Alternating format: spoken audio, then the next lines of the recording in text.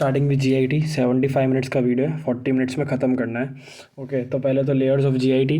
तो inner most is mucosa, मतलब epithelium, फिर बाद में सब म्यूकोजा, फिर मस्क्यूलारिस एंड फिर outer most is serosa. Okay, तो जो सिरोसा है that is absent in oesophagus, and जो सब म्यूकोजा है, ठीक है, that is absent in gall bladder. Gall bladder does not have sub mucosa and oesophagus does not have serosa. And now एक pace maker cells जो हैं, ये sales of काहल, तो ये ओरिजिन है फॉर GIST। ठीक है, फिर एक से कार्डिया की बात करते हैं। कॉन्ट्रैक्टेड इसोफेगस है, डेफिनेशन इज लॉस ऑफ रिलैक्सर्स। अब रिलैक्सर्स कौन से हैं, तो वो है NO और VIP, मतलब NO और VIP का लॉस हो गया है, ठीक है, जो usually relaxes the oesophagus. And वो जो कॉन्ट्रैक्ट करता है वो अपना एसिटाइलकोलिन है। ओके, तो एसिटाइलकोलिन कॉन्ट्रैक्ट करता है, ऐसे याद रखना कि एसिटाइलकोलिन मतलब कि मेन पैरासिम्पैथेटिक को वो एक्टिवेट कर रहे हैं। पैरासिम्पैथेटिक के अंदर अपन ने पढ़ा था कि हार्ट रेट के अलावा सब कुछ बढ़ाएगा, जो भी सिक्रीशंस है, डायरिया कराएगा, कॉन्ट्रैक्शन है गॉल ब्लैडर का, स्टमक और ये अपना पेरिस्टालसिस, तो यहाँ पे ये चीज़ इसको भी बढ़ाएगा, मतलब कि कॉन्ट्रैक्ट करेगा इसोफेगस को एसिटाइलकोलिन, ठीक है, वही पैरासिम्पैथेटिक वाला। तो अब कॉजेज़ क्या क्या है इसके, कि इडियोपैथिक है और Trypanosoma cruzi which causes Chagas. Okay, Trypanosoma cruzi is a PYQ। फिर फीचर्स में क्या है, तो डिस्फेजिया, इसमें भी liquids greater than solids. Okay, if solids में ज़्यादा if solids greater than liquids, मतलब सॉलिड खाने पे ज़्यादा पेन होता है, तो that is indication of oesophageal cancer. Okay, but यहाँ पे लिक्विड में ज़्यादा पेन होगा। एंड डायग्नोसिस में बर्ड बीक अपीयरेंस होगा ऑन दी बेरियम स्टडी, और एक मैनोमेट्री भी कर सकते हैं, ठीक है, मैनोमेट्री में प्रेशर ज़्यादा दिखेगा अपने को। फिर आता है ट्रीटमेंट, तो ट्रीटमेंट में एक इंजेक्शन ऑफ बोटुलिनम टॉक्सिन होगा, ठीक है, तो that would decrease the activity of acetylcholine. And surgical treatment is healers मायोटोमी, ठीक है। अब अल्कोहल इंड्यूस्ड लेसरेशन या टेयर्स की बात करते हैं। लेसरेशन मतलब फटना, ठीक है, तो अल्कोहल इंड्यूस्ड क्या है, तो मेलोरीवीस है, ठीक है, एंड बोरहाव, ठीक है, दोनों सिंड्रोम है। मेलोरीवीस में वही म्यूकोजल या सुपरफिशियल टेयर।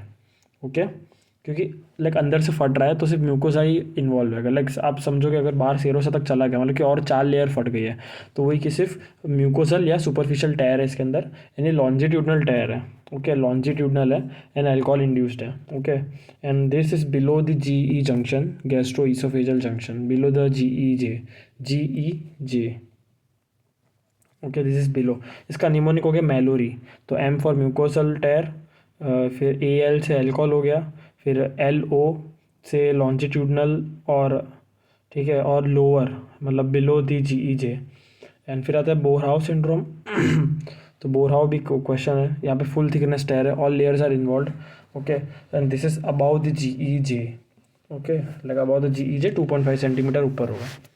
फिर मेडिसिन में अपन एक ट्रायड पढ़ते हैं, that is macular triad, MACKLER, macular triad. Eponym की तरह क्वेश्चन पूछ सकता है। तो इसमें एक अपना ट्रायड है बहुत फेमस, कि एक तो अपना यहाँ पे भी मतलब लेसरेशन हो रहा है due to alcohol induced laceration से क्या होगा, कि पहले तो वॉमिटिंग होगा, मतलब फट रहा है तो खून निकलेगा, ठीक है, तो खून स्टमक में से निकला है, ठीक है, तो हेमेटेमेसिस हो गया, खून, ब्लड इन वॉमिट, हेमेटेमेसिस, एंड वो पेनफुल होगा क्योंकि टेयर है, लेसरेशन है, ठीक है। फिर चेस्ट पेन होगा, और एक अपने को क्या होगा ना, कि अब जो जो फटा है ये, ठीक है, मतलब स्टमक में पूरा जो हुआ है, तो उसकी वजह से क्या होगा कि थोड़े से एयर आ जाएगी नीचे, ठीक है, तो सबक्यूटेनियस एम्फाइसेमा हो जाएगा। एंड उसमें हमको हमांस क्रंच दिखेगा, which would be heard on auscultation. Okay, तो CHC याद रखना है, चेस्ट पे हिमेटामेसिस क्रंच, कौन सा, Hamman's crunch, that is like subcutaneous emphysema में। तो सबक्यूटेनियस एम्फाइसेमा जो अपन पढ़ रहे हैं मैकुलर्स में, ऐसे याद रखना है कि भाई सब लेयर फट गई है तो वो स्किन के नीचे थोड़ा बहुत एयर होगा, ठीक है, तो वो subcutaneous emphysema, therefore Hamman's crunch. Okay, अब बात करते हैं बेरेट्स इसोफेगस की, अपन ने न्यूप्लाज्म में पढ़ा है पूरा, ठीक है। तो बेरेट्स का अपन ने न्यूप्लाज्म में नहीं, लेकिन ये इन्फ्लेमेशन या सेल इंजरी पार्ट 3 में पढ़ा, ठीक है, पेज नंबर 491 पे। तो मोस्ट कॉमन ये जो है बेरेट्स में बात करते हैं, तो स्क्वेमस से इंटेस्टाइनल चला जाएगा, ठीक है, वो इंटेस्टाइनल है तो ऑफकोर्स कॉलमनार सेल्स होगा, और ये अपना गॉबलेट सेल प्रोड्यूस करेगा, ठीक है, तो वही कि GERD की वजह से हो रहा है, ठीक है, रिफ्लक्स आ रहा है बार बार। तो फिर स्क्वेमस जो था नॉर्मल था, तो वो converts into intestinal columnar. Okay, photo में याद रखनी, ये 3 फोटो हैं इसकी। तो जो ये रेडिश टाइप जो है एंडोस्कोपी पे, तो ये अपना बेरेट्स इसोफेगस जो रेडिश टाइप दिख रहा है, स्कार जैसा। ओके, और फोटोज़ में अपने को गॉबलेट सेल्स दिख रहा है, ये ब्लू कलर के जो हैं, तो that is because these goblet cells जो हैं तो इनमें एक एसिडिक म्यूसिन करके कंटेंट होता है, acidic mucin which is stained by Alcian blue stain. तो एल्शियन ब्लू स्टेन जो है, तो ये एसिडिक म्यूसिन जो है गॉबलेट सेल में इनको ब्लू कलर का कर देगा। तो जो ब्लू कलर दिख रहा है अपने को, that is due to Alcian blue which is staining the acidic mucin. Okay, and this BE Barrett's esophagus is precancerous for adenocarcinoma of esophagus. It is precancerous for adenocarcinoma of the esophagus. अब एक चीज़ याद रखने की, जो Barrett's है, ठीक है, तो it is pre cancerous for adenocarcinoma of the oesophagus. Okay, and risk factor पढ़ता है अपन स्क्वेमस सेल,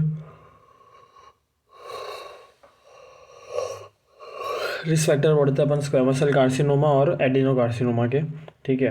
तो एडिनोकार्सिनोमा में तो बैरेट्स एक रिस्क फैक्टर जो अपन अभी पढ़ा, ठीक है, and adeno CA is more common in the lower 1/3 where squamous cell carcinoma is the more common in the upper 2/3। Okay, and most common जो है कोई भी टाइप ऑफ ईसोफेजियल कैंसर, तो जो अपर 2/3 जो है, ओके, तो अपर 2/3 में मोस्ट कॉमन है squamous cell carcinoma, and overall भी ईसोफेजियल कैंसर में सबसे most common is squamous cell carcinoma.